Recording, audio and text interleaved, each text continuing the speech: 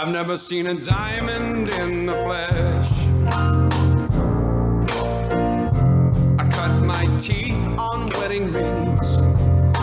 Dude, that's pretty cool. Man, that is a sad clown.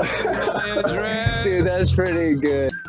This is The Gloom, bringing you weekly interviews with F3 Omaha packs, exploring their F3 experiences and finding those sticky elements that create the glue in the gloom.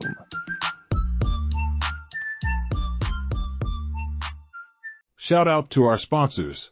Major Team Mortgage, Omaha Laser Dentistry, Exclusively Eye Care, Liberty Core Real Estate, Avier Wealth Management, and Apex Men's Clinic.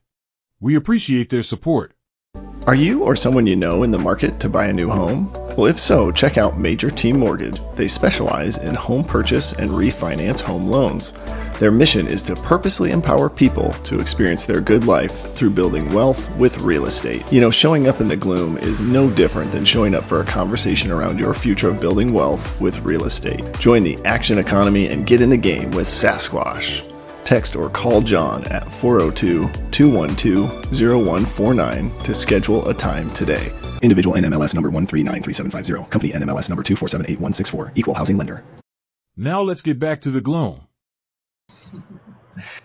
And we're back. Awesome. I got a smiling gentleman on the other side of the camera here. And man, it's just good to see this guy. One of our younger site Qs, but also I think he's over that hate threshold nowadays. And from what I hear, has even been mentoring some of our younger guys. But just always a pleasure seeing this guy. And got Urkel on today. So Urkel, it's good to see you.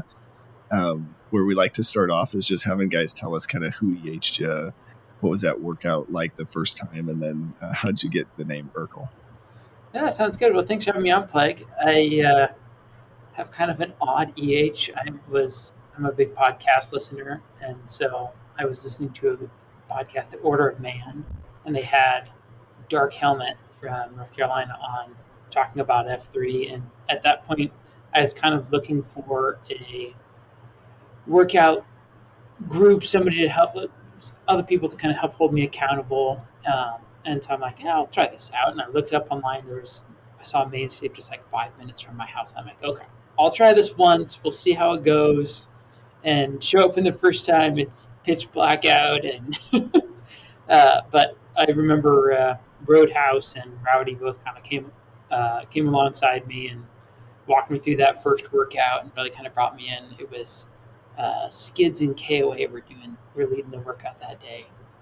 We were doing all sorts of crazy things, and it was a fun workout. And Rowdy and Roadhouse really did a good job, kind of like bringing me in and making sure I felt connected. And I liked the atmosphere and the guys, and it was the closest that I've had to like back when I played football, that kind of collaborative team group.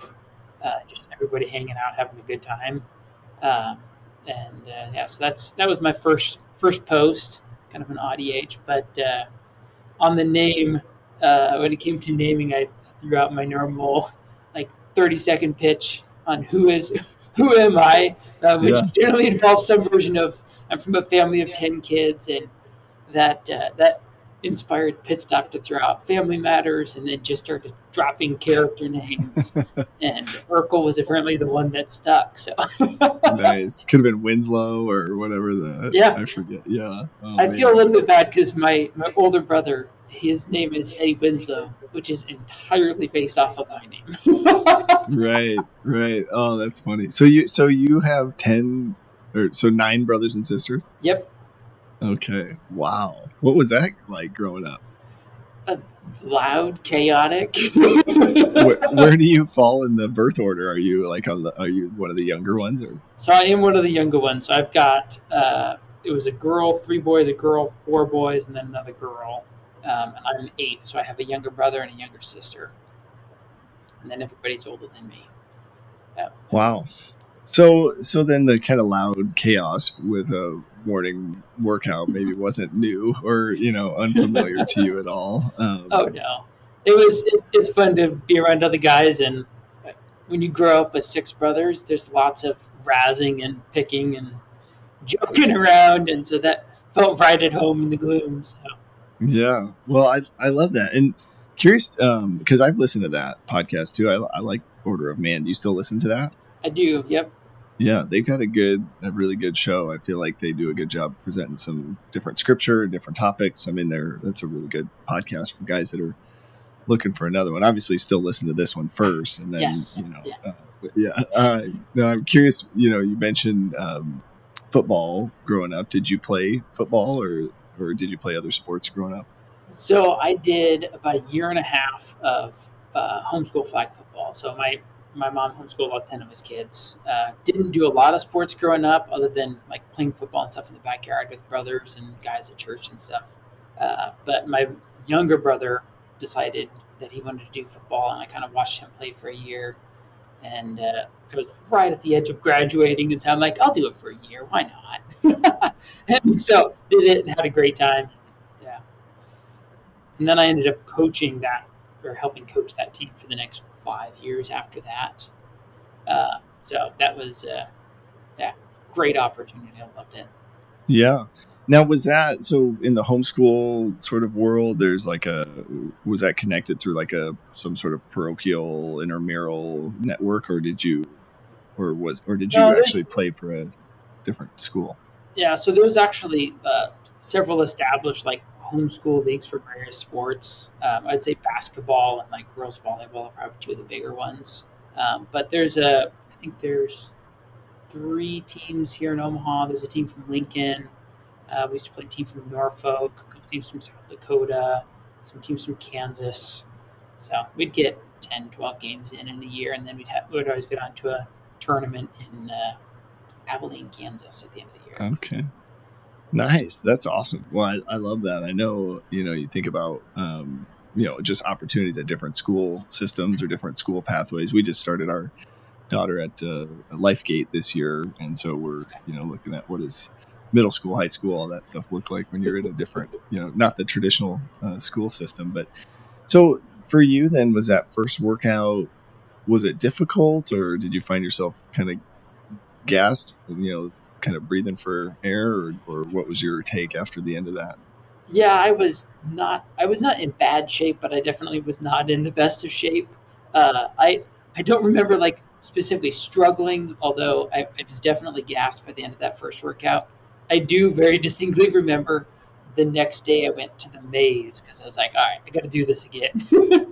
And I think we were doing 21s on the basketball court, and I made it through like we were doing Merkins on the one side, and I think I made it through like 3 rounds of Merkins, and then I started slipping off, and Escobar was next to me, and he's like, come on, man, you got this. He's like, try shifting up your foot form you do, and you can drop your knees if you need to. Super encouraging, but I just remember being like, all right, I have some work here. That's awesome. So were you pretty much hooked right away? Like you were like, okay, this is what I need. And so you went to the maze. Did you go Friday? Or Yep. What was your progression? I think did I go to, I don't know if it was I want to say it was a farm. I think I went to that Friday. Yeah. And then I was doing 4 or 5 days a week for about a month or 2. And then my wife's like, hey, you need to get a little more sleep. Yeah. Yeah, you're passing out at night trying to put the kids to bed, right? Yep. Yeah, and my wife is more of a night owl. I can be both. I like mornings better.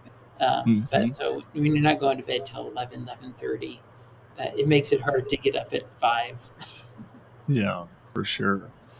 Well, I love that. And I think it sounds like, and I don't know if you have any thoughts on this, but it sounds like maybe part of what got you hooked right away was just that encouragement that you received, or what do you think it was? Because it sounds like, you got Roadhouse, Escobar, Skids. I mean, some guys that are obviously pulling you in, trying to convince you, hey, you can do this, or hanging with you. But what's your take on that? What do you think it was that got you hooked after that first time? I think it was just I felt like I was part of the group pretty much from the first post. And that, like, I always am growing up, I often felt like I was never part of the group.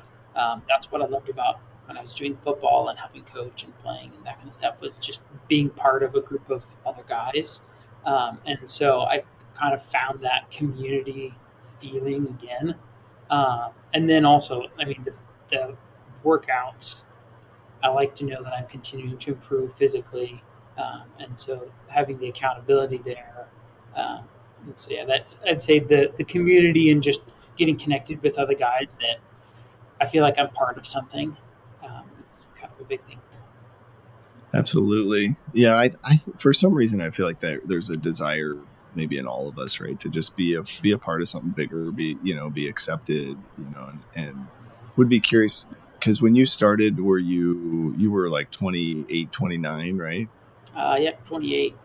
28. So what I mean, for you to build relationships with some of these guys, did the age present any challenges, or you feel like it was just natural, nobody cared, and you kind of were able to make friends pretty easily, or how did that go for you? I mean, I think maybe my personality makes it pretty easy to get to know guys, and I'm a pretty easygoing, happy-go-lucky kind of guy. So that helps kind of bridge those relationships. But throughout my life, I've always found myself gravitating towards friendships with people that are older than me. I always laugh. In law school, I think all of my closest friends were 5 to 10 years older than me. And I just had a hard time connecting with guys with the younger people in my class, and that's been true a lot of times. Is most of my friends, I'm often one of the youngest in the group. Interesting. Well, so then talk us through kind of from a second F standpoint. Like, did you go to coffee right away? Like, was that a part of those first couple workouts, or what was your progression like through some of the second F activities? Yeah, so that I remember Rowdy and Roadhouse making sure I came up to coffee after that first workout. And I was like, this is, I mean, I love coffee. And so getting to sit and hang out with guys. And I enjoy also just kind of sitting back and listening to people's conversations. And then kind of like when guys get into a discussion, that's kind of fun to sit back and add a little bit of commentary, but also just like, I like hearing other guys' perspective and kind of where they're at and what they're going through. And so I've enjoyed the coffee aspect and also like the pre-runs. That was one of the fun things about getting to like lead the pre-runs at main stage was just going out and getting to know guys. And so between that and coffee, you kind of get to have a conversation with people. And one of the things that I've always felt very strongly on and when going to coffee, especially when I was like at main stage, was just staying as long as guys need to talk and kind of providing that space where maybe a guy's got something on his mind and he just needs to talk through it. And I love that. So yeah, for sure. Well, and maybe we'll probably get to that when we start talking about third F stuff, but I'm with you. I think it's hard to, we were talking this morning at Q Source of just one of the best ways we can all serve each other is just to show up and be ready to listen, because you never know who's going through something that morning, and maybe they'll get the courage to speak up. And I think a lot of times they just being able to listen is such a key factor to the group.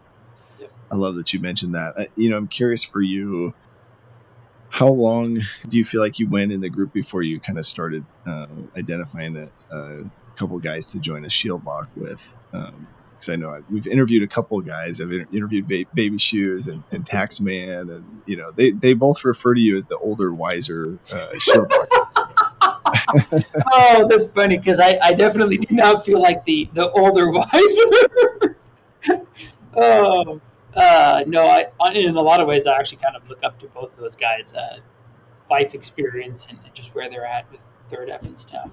I have a lot of respect for both of them. But yeah, just kind of Baby Shoes was, I think, the one that initially kind of reached out to Taxman and I and about starting a shield lock.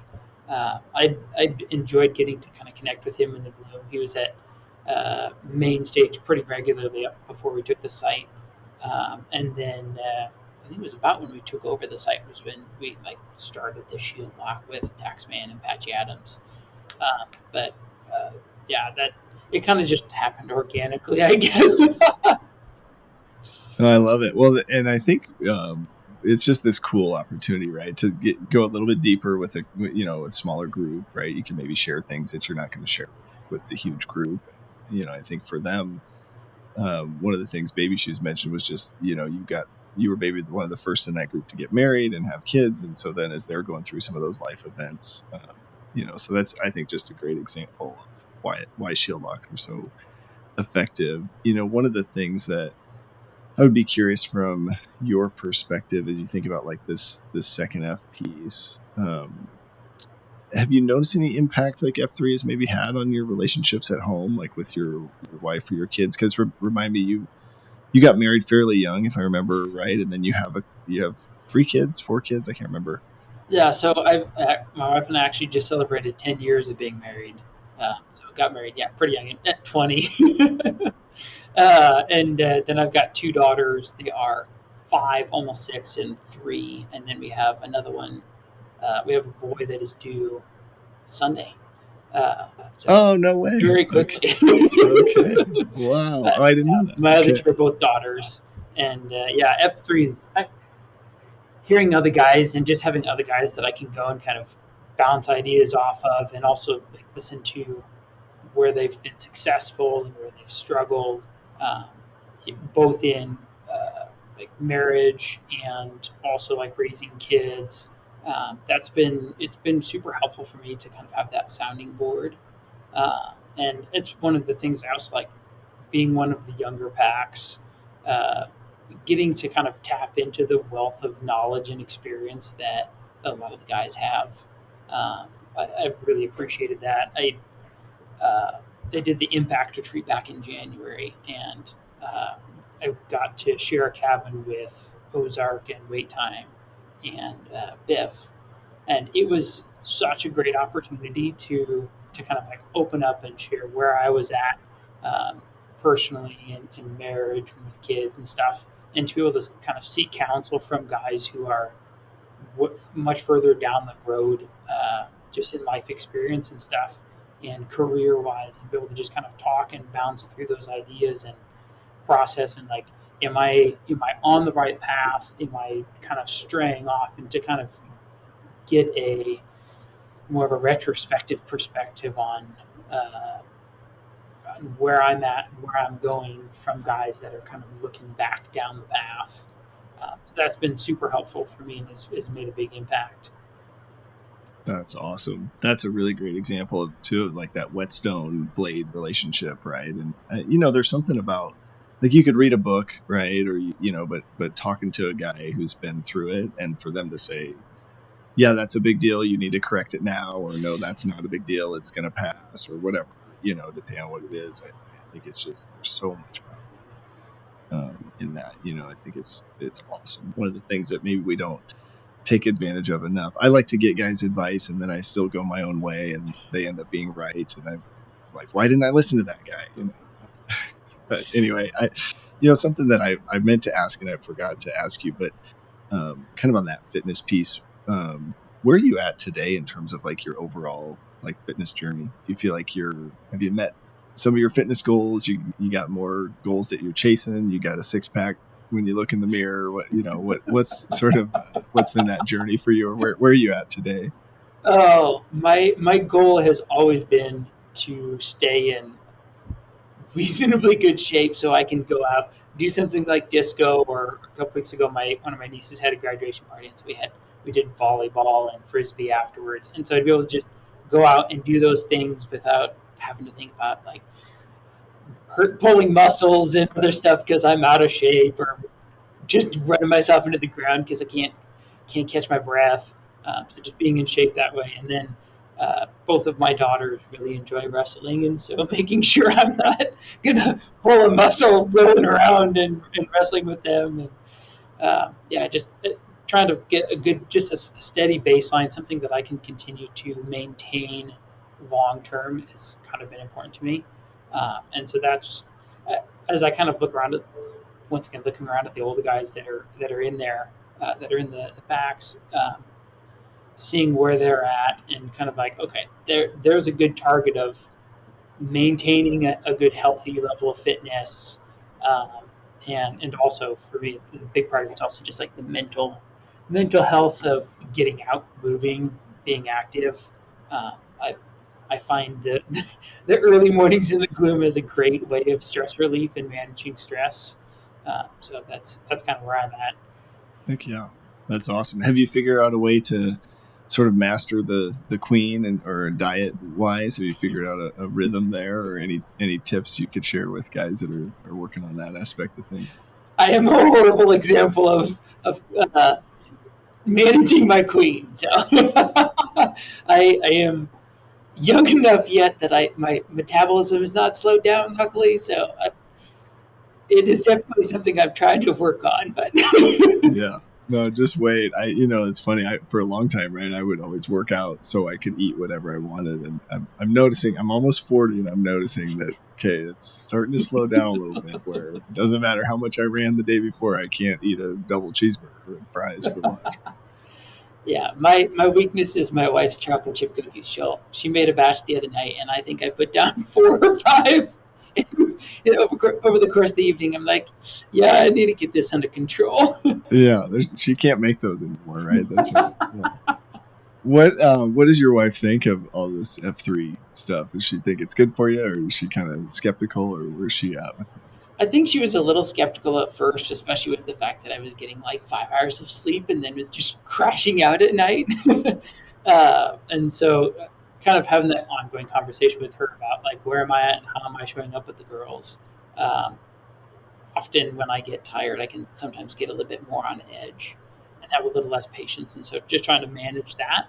But she's definitely noticed the like increased fitness level and just looking and stuff. And then also she's noticed that it's helped a lot with my ability to manage stress. Just kind of having that outlet and having other guys that I can kind of count on and that are there to encourage me along the way. She's definitely noticed an improvement there, and so she's been very very encouraging of that kind of managing the sleep side. But yeah, she's definitely noticing some improvements there, which has been encouraging. That's awesome. And have you brought the girls to a 2.0 workout or anything, or not yet? I have not yet. Yeah, that's okay. I brought my oldest daughter a couple times, and then finally one Father's Day, she said, Dad, I'm really only going for you. Do you mind if I skip this one? And I was like, okay, yeah, that's fine. Because you just end up carrying them around anyway, right? It's like an added rucksack. But now you're going to have a boy, right? So eventually. Oh, yeah. Yeah, I know. I've had fun. I've gotten to bring out a few of my nephews. So that's been, Fiona and Avalanche and LeBron. Oldest brother's 3 boys. So it's been fun to see like Fiona's like really engaging, and he's got a friend of his, Meredith, that just started also, and they both have been starting to post, trying to get them to post outside of just disco beatdowns. But now with that many siblings, have you EH'd all of them, or how's that going? So I got my older brother and a couple of his kids. I've been trying to work on the other ones. I've gotten one of my brother-in-laws out. Actually, my oldest sister's, one of her sons, just started doing F3 out in Virginia Beach, Virginia. So he's super pumped and ready to come to Omaha at Christmas. And I'm like, I'll get you out and we'll have him out at some beatdowns, so that'll be fun. Look forward to that. But yeah, I keep on trying to bug my brothers, but most of them are very much night people. They stay up till all hours of the night, and so trying to convince them to get up at 5 a.m. is a hard sell. Sure. Well, we'll have to start a midnight AO one of these days, right? Yeah. Awesome. Well, one of the other things I wanted to ask you about, and hopefully you're comfortable talking through this, but I feel like it wasn't too long after you maybe had been in F3 for a year or a year and a half before your father passed away. And so just kind of thinking through, how that went for you, having a group of guys to support you, and then would love to sort of hear your journey from a faith perspective, kind of that third F piece. And if you're not comfortable talking about it, no worries, but would just love to kind of hear like how that went, having this group of guys behind you. Yeah, no, it was the guys really came around and supported me through that whole process. It his passing kind of was pretty sudden. He'd been struggling with Parkinson's and Lewy bodies dementia for probably about 10 years or so. He'd been diagnosed for about 4 or 5 years, and mentally had been starting to slide quite a bit. But then it was like around Thanksgiving he started falling, and the following week he I think he went into the hospital because he had smashed up his head really bad, and then got out. Was back in the hospital again. Took me to the emergency room in the middle of the night, and then it went from like he's probably got a few months to live to he's got a couple of weeks to we're moving him to hospice, and your family all needs to get here now. And so that was, I think it was over the course of about 4 days. We went from months to weeks to days, and then he ended up passing away December 7th, I think it was, of 22. So kind of, I was asking for prayer for him initially, and then once he passed, it was I missed. I remember. I think I missed a beat down, and I had 8 guys from the where I was. I think it was at Mission Forge, and I had like 8 guys that all uh, texted me and are like, "Hey man, how you doing? Heard about your dad," and kind of and let us know what we can do. We're praying for you. And it was super encouraging to have guys that came alongside there. And then at my dad's funeral, I think I had 4 or 5, if 3 guys that showed up and were there to support and kind of work through that process. But yeah, no, the guys have been really great in kind of supporting and lifting me up through that process. So it was challenging, um, but also had kind of seen when you see it coming, that he's kind of on that decline. You can kind of mentally prepare for it. Um, so in some respects, had started to process what it would look like to not have my dad there anymore. Um, and on the back end now, there are still many days where I'll be going through something tough, and I'll be like, man, I really wish I had my dad to kind of talk through these things, especially when comes to like third F stuff. My dad had been a pastor for 35 years before he retired. Um, and was always the sounding board when it came to anything uh, spiritual related. I had a number of conversations where I'm like working through stuff, and kind of at the beginning of this year, one of those ones that kind of came back up was I've kind of been looking around at different churches and visiting around, and yeah, I've definitely missed having just that sounding board of uh, going about that process and trying to navigate feeling a little bit uh, a lack of like a good anchor that fixed point that I'm kind of working from on the spiritual side. But sorry, that was kind of a long and rambling answer.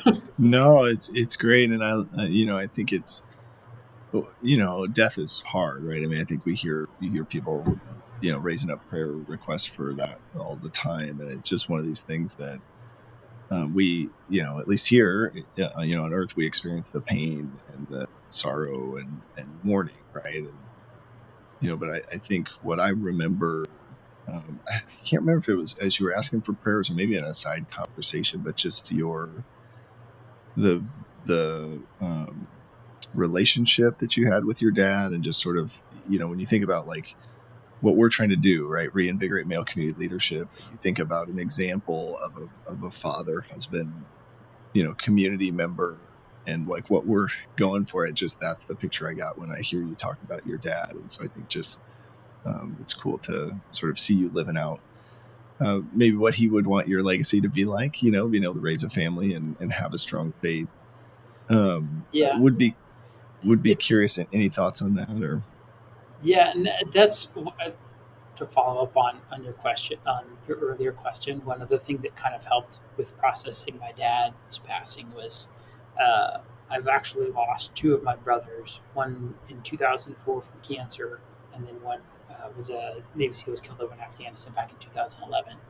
And so, kind of having worked through the grieving process, if you will, with both of those, and not having done it with the first one, and then kind of having my family and I have a tendency to kind of just sweep stuff under the rug and not really not really deal with emotions. And so after it was like a couple years after my brother passed away in 2011 that I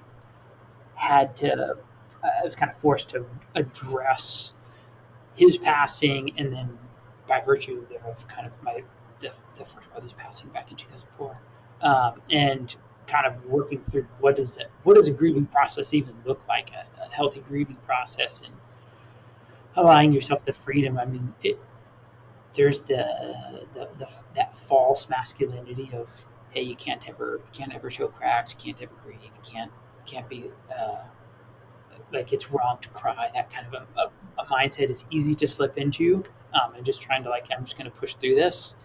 But it's okay to take time to where you're crying and grieving in whatever way that may look like for you, but being willing to experience the low of that emotion. And I touched on this on a COT last week, but you can live your whole life in like a 4 to 6, where you don't have the super lows and you don't have the super highs, but you're happy and you're content with life, but you miss out on so much of what life has to offer. And so kind of one of the lessons that I've learned from both my brothers and then my dad's passing is just giving yourself the freedom to experience the low and to sit in the mud, if you will, of the low, and experience. God created us with a range of emotions for a reason. He did not create us to just bury those emotions. And so being willing to sit in the mud and kind of work through that and what it feels like.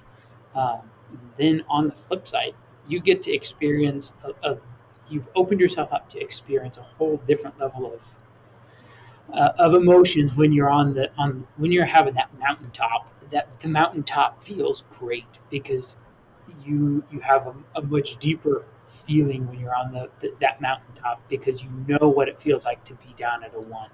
And so when you kind of allow yourself to feel the 1s, you give yourself the opportunity to feel the 10s. And having had a range of those experiences through my life, you are way better off opening yourself up and letting yourself experience that range, than trying to hedge your bets and to just stay in this just getting through the day kind of a mindset. That's phenomenal. I love that. That's really good advice too, especially because there's, we can't control our circumstances, right? And there's no, even if all the best planning and preparation, we still are going to have things that come up that are really sad or that drag us really to those low moments. And then we're going to have things that, take us really high. I love that analogy with that scale. That's super helpful. Because I was going to ask you about kind of the grieving process, because I do see us as men somewhat struggling with that, sort of like not really sure what's okay, and like you said, tears are totally fine, right? I mean, I think that's, but when you hold them back, then it just sort of festers and shows up as something else maybe down the road, which, that's phenomenal. Yeah. The other thing is just also, don't be afraid to lean into the people around you.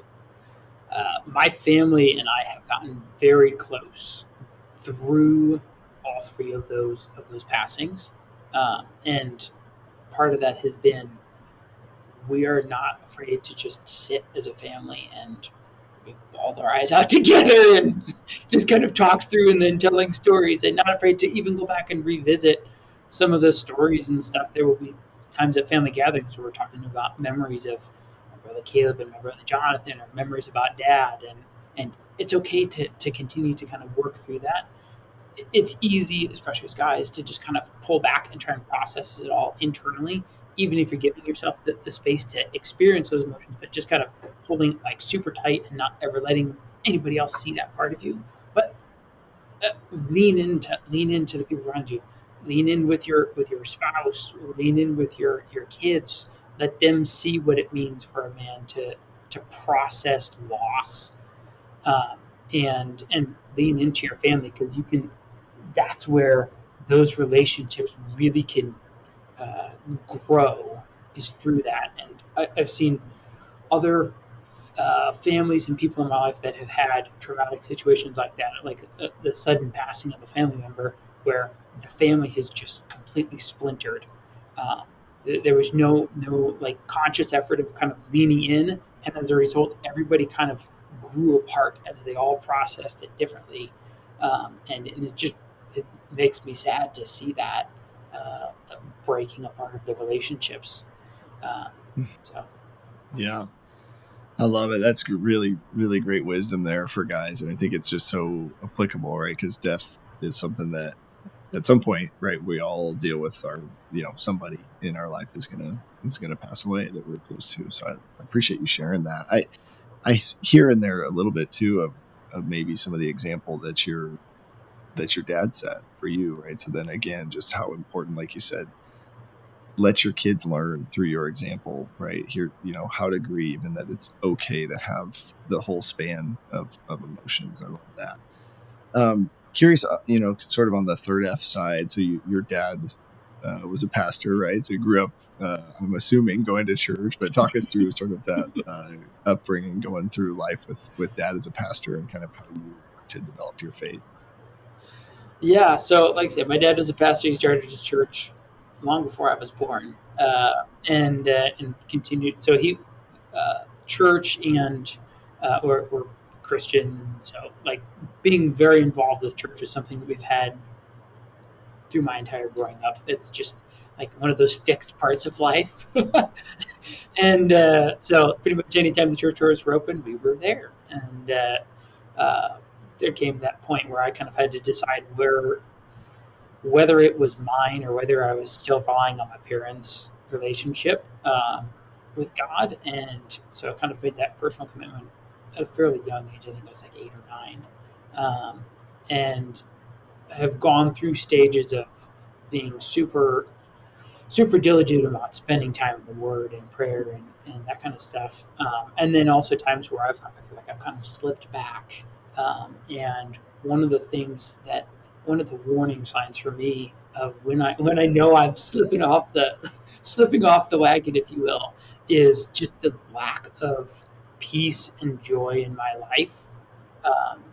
I have noticed the more that I lean in and take the time every day to spend in the Word and praying and like going to church and really engaging with the message and stuff, there's just an underlying sense of peace of God's in control no matter what's going to happen, and that the peace, and then that leads to the joy that it's like, you know what, life can be awful, and I can still choose to be like, I know where I'm going. I know that God's going to get me through this situation, and so that gives me joy and hope of like, hey, this too shall pass. And so, and then there's also been times where I've slipped off the wagon, and I've been drawing on an empty bank account, if you will, and pretty soon that there's just a complete lack of peace, and life can just feel super chaotic and out of control. And so that's then my warning sign. I need to reprioritize and make sure I'm making this a priority. And so I've been trying to build some consistency there, but it's definitely an up and down kind of thing. Is how I've gone through that. But Yeah, I love that, and I can only imagine with having your dad as a pastor and kind of that, but curious for you, like, did you go, so once you got married and started having kids, did you guys attend church where your dad was preaching, or did you go somewhere else, or how did you navigate all that fun stuff? Yeah, so we've been at the church that my dad started. I've never officially left or gone anywhere else. It wasn't until recently through a number of situations, and our church has kind of been evolving and growing. So there just wasn't a lot of other young couples at church, and so my wife was just really feeling she was feeling disconnected and like she didn't have other people that were in a similar place in life, and I was able to find that encouragement through other avenues of guys that were in a similar place in life, and so I felt things were fine. And then as I started to kind of look around, I'm like, I see she's not getting what she needs. Us as a family is just not having some of the resources that we needed to continue to grow in our walk with God, and so kind of have been exploring. I think we visited a dozen or so other churches, just kind of seeing what's out there. Um, but that's also has kind of led to a feeling of not when you're not all in where you're at, it can make it hard to have it. Normally, for my whole life, church has kind of been like one of those pillars that it's the rock that's kind of stabilizing everything else, maybe swirling around, but that's kind of one of those fixed things. And so the last year or so, I've kind of struggled with feeling like I've lost one of those anchors that I had kind of relied on. And so kind of working through working through that, but also trying to be sensitive to like, where is God leading us right now?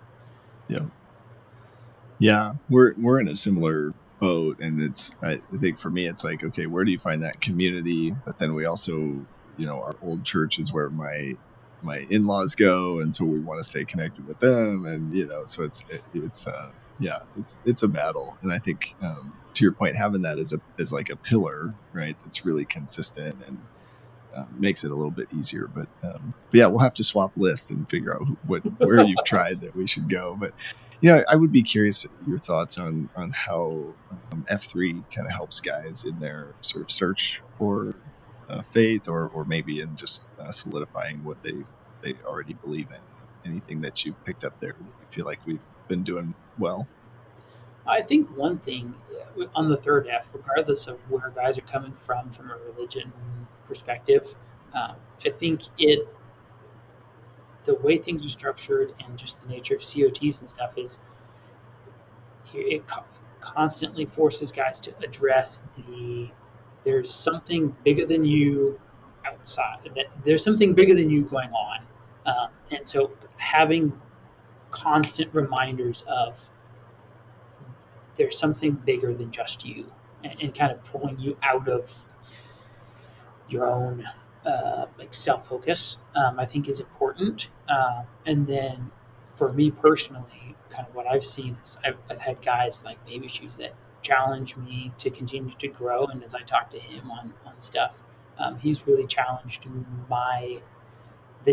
how seriously I'm taking my walk with God, and investing into my relationship with God. And so that's been super encouraging for me, of just trying to make sure that I'm continuing to grow and Yeah, I love it.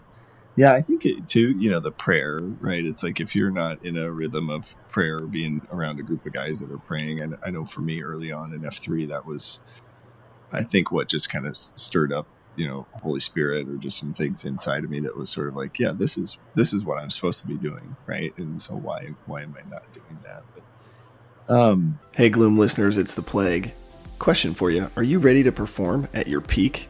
Well, our man Pea Soup and the Apex Men's Clinic is here to help you achieve optimal health. Whether it's managing general health concerns, recovering from injuries, or optimizing your hormones, they have you covered. Their comprehensive services include testosterone replacement therapy, cutting-edge treatments, and personalized care plans tailored just for you. At Apex Men's Clinic, you're not just another number. Their expert team is dedicated to helping you feel your best. Visit apexmensclinic.com today to schedule a free consultation. At Apex Men's Clinic, it's men's health done right.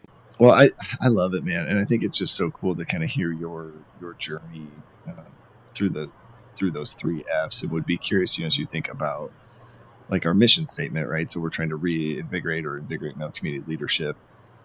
And you obviously have had some great leaders in your life. And so just curious your thoughts on like we try to give you opportunity to do a VQ, right? So that's always, a lot of fun, I think, for most guys. And then you get a chance to lead a site. And so we'd just love to kind of hear about your experience doing those things and maybe how it has impacted your leadership. I love the opportunity, the kind of the steps of how involved the leadership opportunity is. So whether it be something simple like leading a workout, it's kind of a fairly low stakes way for a guy to test out, especially guys that may not have had many leadership opportunities, especially some of the younger guys, and getting them the opportunity to kind of lead other men in some activity like that, I think is great. And I've enjoyed continuing to challenge myself to get out there and lead workouts on a semi-regular basis, and continue to throw myself on the Q schedule. So I think that's super important, is to continue to take those opportunities. It's easy to slip into kind of a passive attitude towards leadership, and I think a lot of society tends to push you towards just to be more of a follower, and so to kind of reject that passive attitude, and to take ownership and to go out there and seek opportunities to lead. I think the workouts are a great opportunity for that. And then from a site queue, it was super fun to get to lead the site for a year. I liked the opportunity. It challenged me to really get out there and do more pre-runs and to be more intentional with trying to engage with the packs, whether that be at beatdowns or on pre-runs or pre-rucks, and kind of trying to meet guys where they're at, and try and encourage them and uplift them in any way that I could. And so, I mean, the duties, if you will, of a site queue are fairly easy. It made it much easier doing co-site queue with Baby Shoes. He handled the Twitter side, which I don't like. And then I was there to do the pre-runs and to be like the super engage. And so it was great to get to kind of do the co-site queue thing with him. But I think really the best part about being a site queue is just the opportunity it gives you to interact with other guys. And to be somebody that's talking about like our mission of invigorating male community leadership. Sometimes you need to be that disruptor in other people's lives. And I think when you get to have, especially like on pre-runs and pre-rucks, when you can talk to other guys and listen to what's going on in their life, and start to just ask questions and start to help them maybe open their perspective to something they hadn't seen, and to kind of help be that push to continue to help them grow and to see what else is out there. I think that's one of the best parts of being a site queue. Yeah, I love it, and I think you're spot on. In terms of the co-queue, I think we found a lot of guys that like that's just been a really helpful structure, right? Because then you have something come up and you can alternate. I would be curious, were you a pre-runner before you took the site queue role, or you just decided, hey, now that I'm a site queue, I better start pre-running? It was more I had done a few pre-runs before that, but just was not ultra motivated to get up early, to get up the extra 45 minutes early to get there. So it was definitely the motivation. I'm like, I want to continue to have guys be able to pre-run, and so I was there whether guys showed up or not. And then just kind of adjusted to, sometimes guys would show up and they just wanted to rock, and other times you'd have guys that would show up and they'd want to run a super fast pace on a pre-run, and I'm sitting there sucking air trying to keep up. So it was good, challenging me to continue to grow physically, and then it was also like I say, it's an excellent second half opportunity. Most of the time it's pretty small numbers, and often the pre-run just even if you have 4 or 5 guys there, it kind of breaks up into 2 guys running together and 3 guys running together. And so you get to have a longer form conversation, and kind of really work through and talk through stuff. And so I loved that opportunity.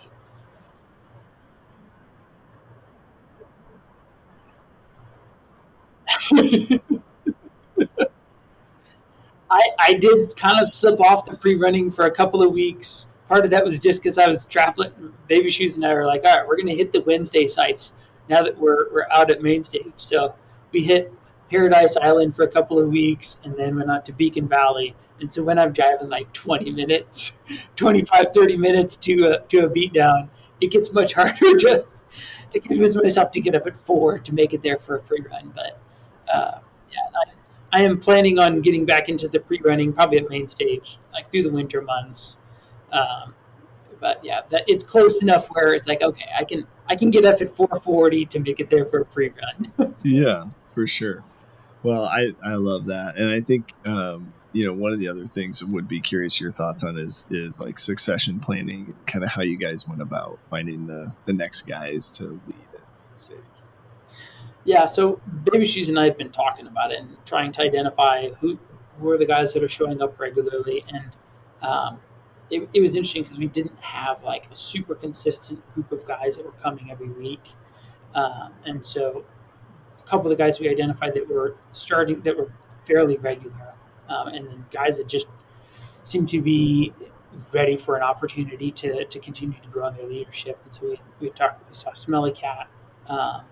And then Switchfoot. They both were ones we were talking to, and then Switchfoot ended up going over to Wild Kingdom. And Smelly Cat, and just getting to know Smelly Cat, he's super great guy in terms of like interacting with people and kind of coming alongside guys. I've enjoyed getting to know him and talk to him on pre-runs and stuff. And so I think he's really one that can kind of carry on that. Come alongside. We may not be like hammers every week, but somebody that can come alongside the guys that are maybe at the back of the pack and just need a little bit of encouragement, or somebody just to kind of run alongside them and ask them how they're doing. And so I think he's perfect fit for that kind of a role. And that, honestly, that's going back to like when my first post was Rowdy and Roadhouse kind of coming alongside and bringing me in and like connecting me to the group.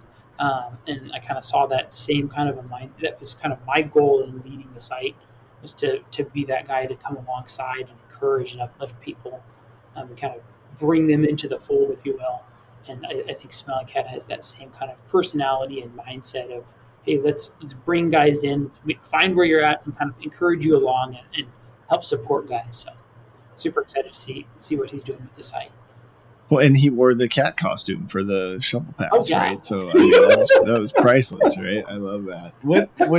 What made you guys decide to go from the co-queue 2 guys to 1 guy, or maybe, I don't know if that was intentional or not. It wasn't necessarily intentional, but yeah, we gave Sweet a hard time when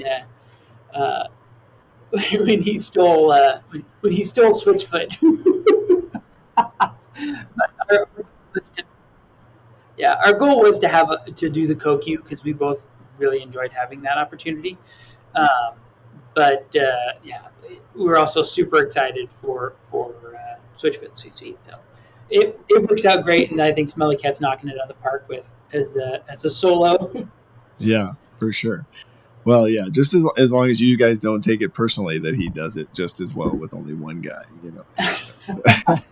That's okay. I mean, hey, I guess he's a better man than me. So no, it's funny because the co-queue kind of started as a thing a couple of years ago, and it's at any time, right? If a site queue's like, I need help or I need another guy, you could always bring somebody in. So it's been great. And you guys, I think, were the youngest co-queue site queue pair, I think, in F3 Omaha history. So I don't know if you know that, but we should give you some award or plaque. Well, I am curious, just kind of thinking through, this could be F3 or not, but just curious as you reflect on kind of your journey so far. Anything we didn't cover, or maybe any advice that you would have, or anything else you wanted to share with guys that are listening?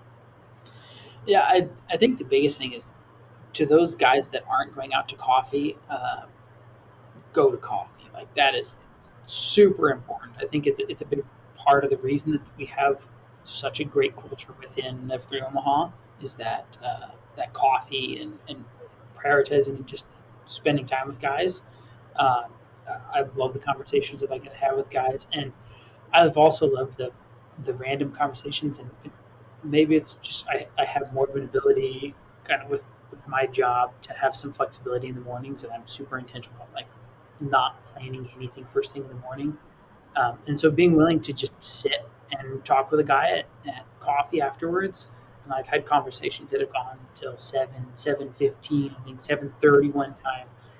But just giving guys space, like, hey, they're working through something, and if I can be there to continue to encourage them, and provide advice or just a sounding board, kind of allow them to kind of work through that's the best way that I can help. I think that my fellow packs is just being there for them, and I get a lot out of it too, because I get to kind of also, once again, I get to hear somebody else that's working through something challenging in their life, and so going to coffee and being willing to, hey, maybe I'm gonna reorient how I'm gonna attack the day when I get to work. But that, I think that's just super important, is just to be willing to, first of all, go to coffee. And you don't have to stay late, but if you get the opportunity and you're having a good conversation with a guy, don't be afraid to sit and just take the time to get to know them and to be there, and also to open up on the back end. It's like I say, it's easy to always just be the one listening, but also when you're working through something, grab a guy, even if you need to like step off to a corner and just have more of a one-on-one conversation. Like, grab a guy and talk to him, or take him on a pre-run. I think that's super important, and that's the best way to kind of get the most out of F3 that you can, is to continue to lean in and really engage with other guys. I love it. I think that's phenomenal advice, and I think you're spot on. I think it's just, that's what makes us unique, right? I think some regions only do coffee after select workouts, and we're trying to do it every day, right, after every workout if guys are available. So I think that's definitely one of the secret sauces for sure. How about just you, where you're at today? I know you got a baby coming Sunday. Yep, he's due Sunday, so we'll see. Okay. Where else do you need prayers and encouragement? Now, will you post that baby will be born, and then are you going to take some time off, or how does that work for you guys? I don't know. We'll see. It'll be a play it by ear. My presence in the glue may be lacking for a few weeks.